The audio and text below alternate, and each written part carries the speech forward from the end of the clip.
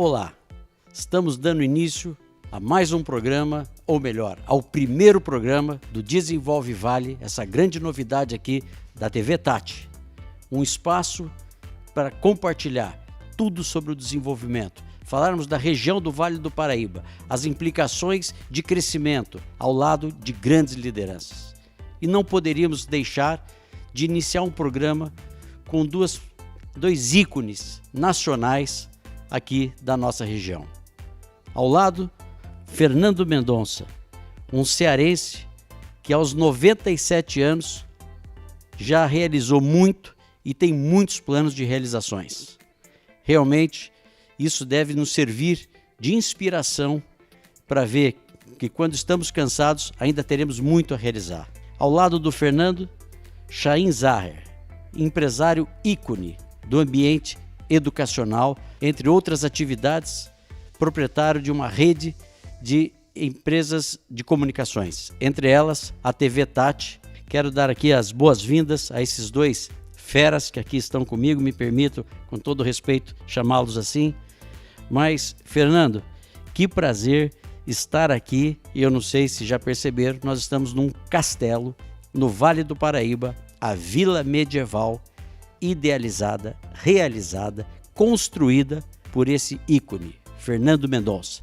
Fundou o INPE, primeiro diretor do Instituto Nacional de Pesquisas Espaciais, com passagem por trabalhos dos Estados Unidos, NASA. Posso até ousar em falar, depois ele conta melhor, todo o apoio que ele deu para a NASA, para os Estados Unidos também chegar à Lua. Então é um prazer muito grande, Fernando, estar aqui ao seu lado, ao lado do Chaim Zaher, que realmente nos trazem uma reflexão da importância de acreditar num sonho.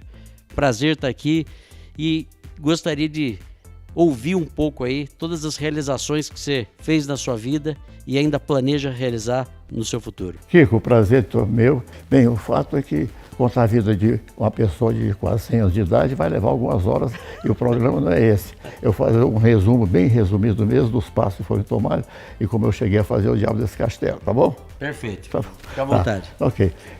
Era criança do Ceará, morava no interior, a cidade era pequena. Meu pai achou que não tinha boa escola, mudou para Fortaleza, eu tinha uns 4 anos de idade em Fortaleza, fazer escola lá. E aí a minha mania na época era aviação. Eu via pessoal passar avião e tal. Aí fui escondido da família, eu fiz aeroclube, comprar hora de voo com a mesada que meu pai dava. A família toda, os irmãos recebiam a mesada e tinha um sistema de multa na mesada quem desobedecesse essas coisas. Então todo mundo caprichava para não ter esses pecadilhos, não ter subtração da mesada. Eu pegava minha mesada escondida, fiz aeroclube. Brevetado. Aí meu pai representava uma empresa americana e todo ano vinham os americanos lá. E o americano falava, esse menino vai fazer engenharia de petróleo na Pensilvânia. Aí meu pai, é? Aí eu tinha 6 anos de idade, arranjou um professor de inglês e eu passei 6 ou 7 anos estudando inglês enquanto estava fazendo o curso. Aí foi em 43, o Ministério da Aeronáutica convocou pilotos civis brevetados em aeroclube e que falassem inglês. E eu me inscrevi. Se destacou já tinha feito o brevet e já falava inglês. Pois é, aí eu fui. Aí me levaram para o Rio de Janeiro, fizeram um curso de 2 ou 3 meses, de 43, curso era de aviação primária, aviões pequenos. E aí veio uma missão do Exército Americano, não existia Força Aérea Americana, existia a Força do Exército Americano. Veio um grupo desse exército e um grupo da aviação naval. Eu não sei qual foi o critério, eu fui escolhido para a aviação da Marinha. Aviação da Marinha. Da aviação Marinha americana. Eu fui então para servir na maior base aeronaval do mundo nos Estados Unidos. Só que a missão, por escrito, era quadradinho, e quem preencheu, certamente não sabia inglês, ficou tudo. Aí eu fiquei lá encalhado fazendo curso. Passei 2 anos. Nos Estados Unidos. E os colegas americanos, depois de 1 ano, iam para a guerra. Quando voltava, depois de 6, 8 meses, está fazendo aqui, estou treinando. Mas treinando, pô. Então eu fiquei treinando. E com isso eu voei quase todos os tipos de aviões da Marinha Americana na época. Aí quando foi em 1945, em agosto, eles falaram assim, olha, você está 2 anos sem férias, tira 10 dias de férias, você quer ir? Aí eu falei, eu quero ir para Washington, ir para Nova York, eu não conhecia. Aí os caras deram um cartãozinho, parecia cartão de crédito, ia no aeroporto militar, mostrar que queria, embarcava tudo de graça, né? Aí voltei para a base, mandaram para o Brasil, eu queria servir em Fortaleza, mandaram para Recife. Aí em Recife era um grupo de patrulhas. Muito bem, fui lá umas 1000 horas de voo patrulha, e o fato é que a aviação, eu era reserva convocado. O ITA ainda não tinha acontecido? Não, o ITA não existia nessa época, né? O ITA foi em 50. Aí chegou lá, passei os tempos, quando chegou em 48, desconvocaram toda a reserva. 540 pilotos foram desconvocados da FAB, porque não tinha guerra mais. A guerra terminou em maio de 45. Tá? Aí eu resolvi que eu ia para a empresa do meu pai, que era uma empresa de transporte, mas eu cheguei lá, no dia seguinte, me reconvocaram. Dos 540, reconvocaram 5 caras. Eu fui um desses 5, eu não sei porquê, mas eu fui de lá. Eu imagino por quê. Daí foram para DCV, na Diretoria de Aeronáutica Civil, que era um órgão da aeronáutica, para fazer teste dos pilotos militares, dos pilotos civis e dos pilotos de aeroclube. Quando foi em 50, passou uma lei que quem era da reserva convocado podia fazer a academia da Força Aérea e passar para a ativa. Aí eu optei. Aí fiz a academia da Força Aérea, era Escola de Aeronáutica do Campo dos Afonso, no Rio de Janeiro. Tá?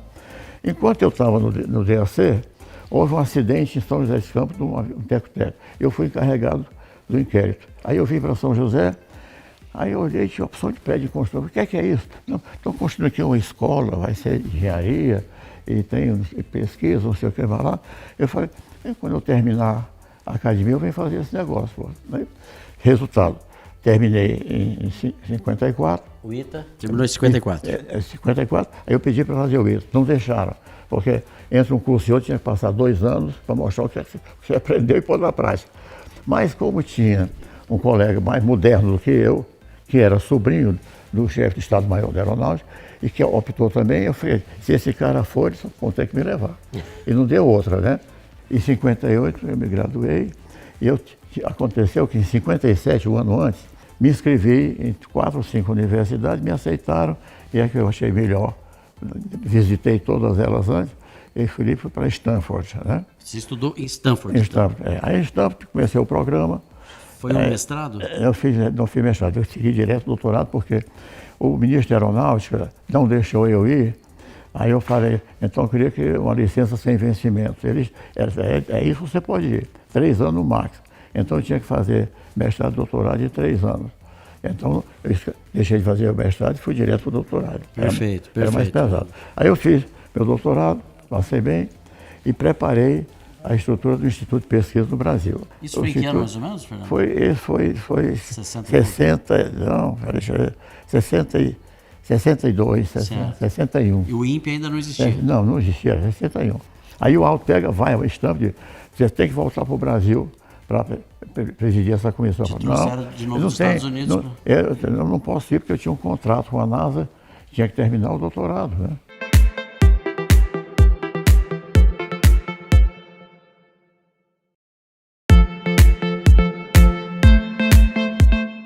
Essa passagem que o pessoal fala do seu apoio para os Estados Unidos na Lua, Fernando, como é que foi isso? Propus 4 satélites para estudar a atmosfera superior, a ionosfera, tá? E foi aprovado. Puxa vida. Aí, eu peguei tinha 20 milhões de dólares, né? Aí é o seguinte, dinheiro não vinha para mim não, o dinheiro ia para um instituto da NASA, que ia contratar a construção do satélite. Perfeito. Era um instituto chamado Marshall Space Flight Center, em Alabama, tá? Aí eu tinha que ir lá de 2 em 2 meses. Certo. E chegava lá para ver o progresso do projeto, e tinha um restaurante enorme, e as pessoas sentavam onde tivesse lugar. Aí um dia eu olhei, era mesa de 4, estava tudo cheio, mas tinha uma mesa e tinha uma vaga. Eu fui, sentei, me apresentei para os caras, aí cada um disse o nome, e um cara vizinho falou o nome dele, Werner. Eu não liguei. O Werner. Era o Werner. Aí, muito bem. Passa nos meses seguintes, 2 meses depois eu volto. Certo. Né? Tinham 2 caras na mesa, eu sento, ficou uma vaga, vem um cara, senta, era o Werner. Eu falei, pô, Werner, tá me perseguindo, pô. Aí começou, passou amizade com o Werner von Braun, que era o diretor desse instituto, tá, na época. Quando eu voltei de Stanford para fazer o INPE, né, eu toda semana mandava relatório para o Aldo, tá? Perfeito. Quando eu cheguei, o Aldo tinha conseguido que o Brigadeiro Montenegro concedesse uma área de 100 metros quadrados para fazer um instituto. Tá? Muito bem. E ele tinha feito lá um barracão, uma coisa, pelo amor de Deus. Aqui, não, é o seguinte, aqui não tem dinheiro. Você vai ter que fazer uma coisa agora, se virar para isso. Está muito bem. O Brasil não tinha orçamento. Eu era da aeronáutica, tá? Tinha terminado a minha licença em 3 meses. Eu tinha que voltar para Atiba. Quando eu cheguei de CTA, o Montenegro disse, você vai ficar aqui para preparar o diabo desse instituto. Montenegro, para quem não sabe, foi um brigadeiro importante na confecção desse ambiente aeronáutico aqui na nossa região. Não só, é que provocou o desenvolvimento de São José, tá? Brigadeiro Montenegro. A capital era Taubaté, que tinha polícia, tinha tudo, e com ele atraiu o General Motors, a Rodosar. Trouxe esse ambiente industrial para cá. Para cá, e virou que São José. E o Brigadeiro Montenegro comprou sua ideia? Comprou a ideia, mas ele fazia, eu não quero que você faça instituto aqui vinculado a mim, porque eu sofro muito com a aeronáutica me perseguindo, porque eu estou criando uma escola exemplar, que era o ITA, e os caras são contra, não querem gastar dinheiro nisso. Então você se vira e faz, eu já dei o terreno, você prepara com dinheiro externo. Perfeito. Aí eu consegui fazer o Impetual. Só que Andorinha só não faz verão, eu tinha que ter um grupo. Aí eu comecei a visitar universidades do Brasil, escolhia todo ano 50, 100 engenheiros, tá? Perfeito. E conseguia bolsas junto à NASA, e a NASA então pagava as bolsas de estudo dos caras lá. Bom, quer dizer que você foi buscar a NASA para formar os profissionais que você queria dentro do INPE aqui. Claro, mas eu tinha que esperar 3, 4 anos. Então eu fui para a Índia, e a Índia tinha um programa muito avançado, era do Fernando, deixa eu só desculpa te interromper. Claro que tudo isso fica evidente, né? A importância da educação. O Chaim também tem uma escola aqui em São José, o SFER, né? SFIR, e que também é uma referência. Você acha que a educação é realmente a base para tudo isso? Não, é muito mais que a base. Eu vou chegar nesse ponto já. É muito mais. Eu acho que o Brasil vai continuar no mesmo que é, excelente em certas áreas e péssimo em outras. O sistema universitário brasileiro está muito pior do que era 20 anos atrás. O federal, eu não sei, os particulares, nem os estaduais, mas o federal eu conheço bem. Está todo fundo do poço, tá bom? Então, resultado. Mas era essa pergunta que eu ia te fazer. Hein? Você formatou o ITA, participou de tudo do ITA. Como é que você enxerga o ITA de hoje e o ITA que você formou? Espera aí, o ITA muito melhor, na minha época. É isso que eu estou perguntando. Tá. Olha aqui, quando eu entrei no ITA, não tinha ninguém que tivesse terminado o curso summa cum laude. 14 anos depois, 58, 2 summa cum laude, eu e o Piva, o brigadeiro Piva, tá? Aí passa mais 14 anos sem ter outro summa cum laude. Aí dá para frente, começou a ter summa cum laude. O que aconteceu? Os professores antigos tinham se aposentado, normalmente eram estrangeiros, tá? E aí criaram, tinha que ter concurso de seleção. E o concurso não escolhe quem você quer, o concurso escolhe quem estuda para o concurso. Aí fiz o ITA, e o ITA ficou entre os 20 melhores institutos de pesquisa do mundo.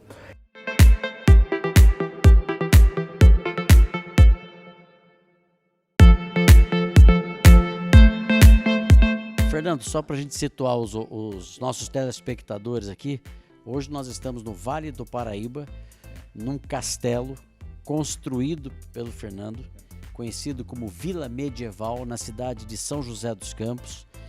E esse castelo aqui, Fernando, quando que você idealizou ele? Como a minha base tinha sido São José, no tempo que eu vim para o ITA, eu comprei esse sítio. Já tinha essa terra aqui? Essa terra, eu disse, vou fazer aqui. Tá certo. Aí resolvi fazer aquele castelo como residência. Depois nós vamos mostrar aquele castelo como residência. Lá.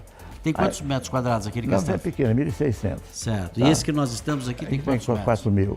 4.000 metros quadrados. Aí é o seguinte, a minha filha que mora nos Estados Unidos veio e falou, olha, eu queria, na época de verão, voltar para passar o verão no Brasil, que lá onde eu moro é muito quente. Certo. Eu quero fazer uma casa para mim aqui. O que é que você quer? Ela disse, eu quero uma sala grande, quero isso. Né?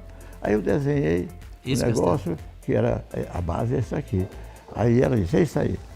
Aí ela ficou me mandando, né, 10 mil dólares, 30 mil dólares, 50 mil dólares para fazer. E eu comecei. Quando eu estava com as paredes já erguidas, ela veio, não é isso que eu queria. Nossa. Tá?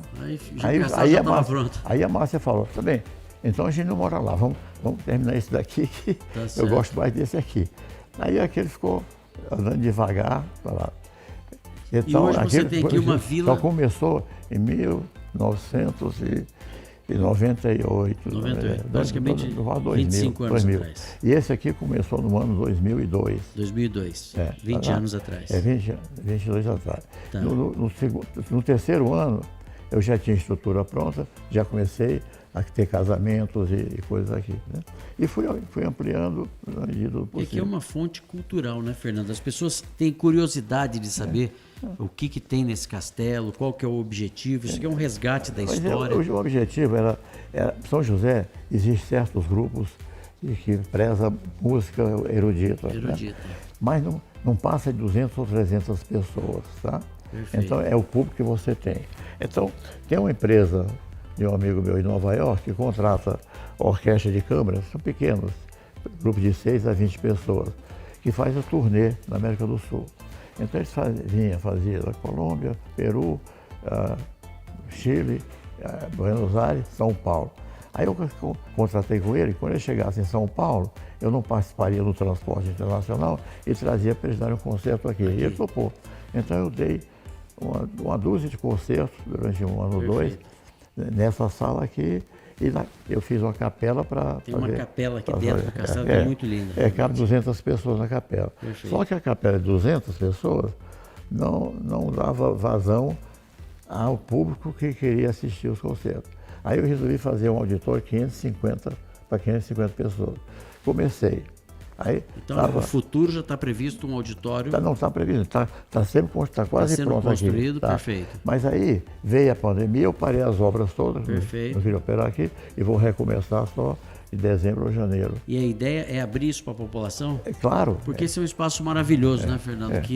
Mas aí cresceu o projeto, porque uma vez isso aqui, são 11 hectares, 11 e poucos hectares. 11 né? hectares. Uma área muito, muito interessante, né? É muito motivador você ver que no Vale do Paraíba, São José dos Campos, nós temos um exemplo de história.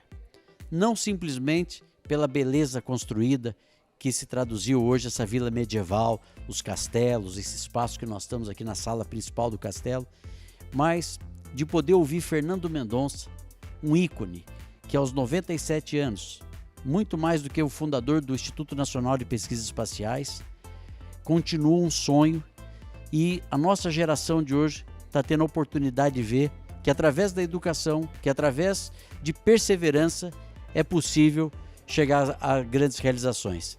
E eu estou curioso para saber o que o Fernando pensa dessa vila medieval para o futuro, para o acesso da população.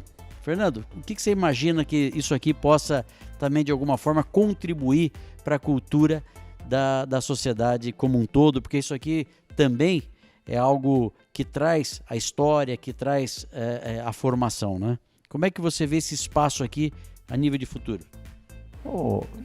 Kiko, é o seguinte, baseado na área, não dá para você pensar em viver num lugar de 100 e tantos mil metros quadrados, egoisticamente, sozinho, prazer enorme, silêncio, bondade, convidando amigos. Isso é bom, mas não é suficiente. Então eu gostaria de desenvolver isso aqui, uma vila medieval de classe única para o Brasil. Eu gosto de... Olha aqui, eu tenho muitos sonhos. Tem os sonhos pequenos e os grandes. Os pequenos jogam fora de cara. E os grandes eu escolho aqueles que são factíveis com as características locais. E esse sonho é factível. É você transformar isso aqui num resort de classe, entendeu? Com aulas mensais de prêmio Nobel que vem dar palestras uma vez por mês. É fácil fazer essas coisas, tá? E também... Quer dizer, traduzir isso aqui num resort de acesso mesmo. A pessoa vem para ser tratada usando mais a cabeça do que os pés, tá bom? Perfeito. Que então, maravilha. Essa é a ideia.